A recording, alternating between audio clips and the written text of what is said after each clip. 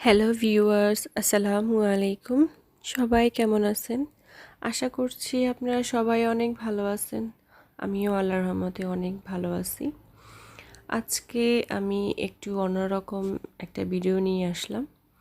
আর সেটা হচ্ছে আমি যেভাবে আদা রসুন পেস্ট করে ফ্রোজেনে প্রায় 3 থেকে 4 মাসের মতো রেখে দিই, সেটাই আজকে আপনাদের সাথে শেয়ার করব।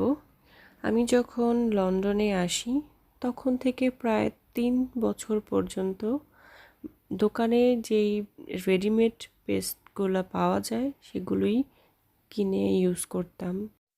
আর কেনাগুলো তো কখনোই ফ্রেশটার মতো হয় না। হাতে যেটা বানিয়ে নেওয়া হয় সেটা যেটাই হোক না কেন, যাই হোক না কেন, সেটাই কিন্তু অনেক ফ্রেশ হয়। আদা রসুনগুলো যখন আমি হাতে বানিয়েছি সেটা দোকানের তার থেকে অনেক বেশি ডিফারেন্ট ছিল। হাতেরটা অনেক বেশি টেস্টি, ফ্রেশ অ্যান্ড হেলদি হয়, আর দোকানেরগুলা হাতেরটার মতো হয় না। আমি যেই এরিয়াতে থাকি এই এরিয়াতে এগুলো বেশিরভাগ আসে চায়না থেকে, পাকিস্তান থেকে, ইন্ডিয়া থেকে, তারপর আসে বাংলাদেশ থেকে। আর আমরা জানি এইসব দেশগুলো থেকে যেসব প্রোডাক্টগুলো আসে সেগুলো তত একটা ভালো হয় না, হেলদি হয় না, এবং তারা প্রোডাক্টের মধ্যে বেশিরভাগই ভেজাল, তারপর হচ্ছে প্রিজারভেটিভ এগুলো বেশি দেয়। সো এই জন্য আমি ডিসিশন নিলাম যে আমি হাতে বানিয়ে নিব। যেহেতু আমি বাসায় থাকি, আমার অনেক সময় থাকে, বাচ্চার সাথে আমি খেলার সময় কাজ করতে পারি, টিভি দেখার সময় করতে পারি। সো আমি কেন ওই এত ভেজালগুলো আমি খেতে যাব। আদা রসুন শেষ হওয়ার 1 সপ্তাহ আগের থেকেই আমি নতুন আদা রসুন পেস্ট করার আয়োজন শুরু করতে থাকি। একদিন আমি বাজার থেকে নিয়ে আসি, আরেক দিন সেগুলোকে টিভি দেখতে দেখতে আমি ক্লিন করি, যেহেতু আদার এবং রসুনের স্কিনগুলো ক্লিন করতে হয়। তারপরের দিন দেখা যাচ্ছে যে সেগুলোকে আমি ওয়াশ করে ছোট ছোট পিস করে আমি ব্লেন্ড করি। তাহলে দেখা যাবে যে আপনার একসাথে খুব বেশি মনে হবে না, বেশি কষ্ট হবে না, আর করতেও আপনার কাছে ভালো লাগবে যখন আপনি একটু একটু করে ভাগ করে করবেন। এখন আমি এগুলোকে আমি আমার পছন্দের মতো পিস করে নিয়েছি। তারপরে বলছি, যত ছোট করে আপনি পিস করবেন ব্লেন্ড করার সময় তত বেশি সুবিধা ব্লেন্ড করতে, প্লাস আপনার স্মুথ হয়, আপনি ইজিলি এটাকে কুইক ব্লেন্ড হয়ে যায়। আমি এখানে একটু পানি দিয়ে নিচ্ছি, কারণ পানি ছাড়া তো ব্লেন্ড হবে না।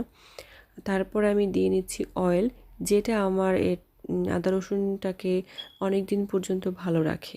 এই অয়েলটাই যখন আপনি বাইরে রাখবেন 1 মাসের মতো নর্মাল ফ্রিজে ভালো থাকবে, কিচ্ছু হবে না। কারণ আমি রেখেছি আমার কাছে, তখন আমি দেখেছি যে এটা ভালো ছিল। ইভেন আপনি যখন ডিপিও রাখবেন 3 থেকে 4 মাসও এটা খুব ভালো ফ্রেশ থাকে। কারণ ডিপিও একটা জিনিস অনেক দিন রাখলে আস্তে আস্তে সেটার টেস্ট বা ফ্রেশনেসটা চলে যায়। এই অয়েলটা দেওয়ার কারণে এটা একটু বেশি দিন ভালো থাকে। তারপর আমি এখানে সবগুলোকে ব্লেন্ড করব। আর এই ব্লেন্ডারতে আপনি বেশিক্ষণ প্রেসার দিয়ে রাখতে পারবেন না, এই জন্য একটু পরপরই খুলে আপনাকে বারবার এটাকে ব্লেন্ড করে নিতে হবে।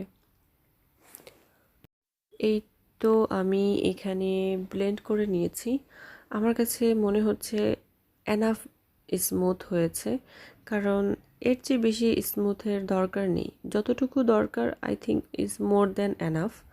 এভাবে আমি সবগুলোকে ব্লেন্ড করে নিয়েছি।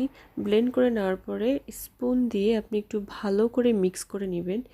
যেহেতু সবগুলো আমরা ব্লেন্ড করেছি, কোথাও হয়তো কম ছিল আদা, কোথায় হয়তো বেশি ছিল। ব্লেন্ড হওয়ার শেষে আরেকবার ভালো করে এটাকে মিক্স করে নিলে একটু মেক শিওর হওয়া যায়। এখন আমি একটা ক্লিন পলিথিন নিয়েছি, এখানে আমি পলিথিন ইউজ করছি ব্যাগ, কারণ হচ্ছে আমার ফ্রিজের স্পেসটা একটু কম। আপনাদের ফ্রিজে বেশি স্পেস থাকলে আমি বলবো ছোট ছোট কন্টেইনারে আপনারা রেখে দিতে পারেন। যে পরিমাণ আপনারা 2 থেকে 3 সপ্তাহ পর্যন্ত ইউজ করতে পারবেন, সেই পরিমাণে কিছু কন্টেইনার একসাথে আপনারা ফিল আপ করে রেখে দিতে পারেন। আমার যেহেতু জায়গা কম, আমি পলিথিনটা দিয়ে ইউজ করব। এখন এটাকে ভালো করে লক করে একটা সমতল জায়গার মধ্যে রেখে দিব, যাতে করে সুন্দরভাবে একটা রাউন্ড একটা শেপ আসে, যেটা আমার কাটতে খুব সুবিধা হয়। আপনারা এটা যে কোনো জায়গায় রাখতে পারেন। আমি সমানভাবে রাখছি এই কারণেই, যখন আমি এটাকে পিস করব তখন সবগুলো পিস একদম সমান হবে। এখানে আমি প্রায় 4 থেকে 6 ঘন্টা আমার সময় লাগছে এটা ফ্রোজেন করতে। আর আপনাদের ফ্রিজের উপর ডিপেন্ড করে, বাট আমি বলবো যখন 80 to 90% ফ্রোজেন হয়ে যাবে তখন এটাকে আপনারা কাটবেন, এতে সুন্দর একটা শেপ চলে আসবে।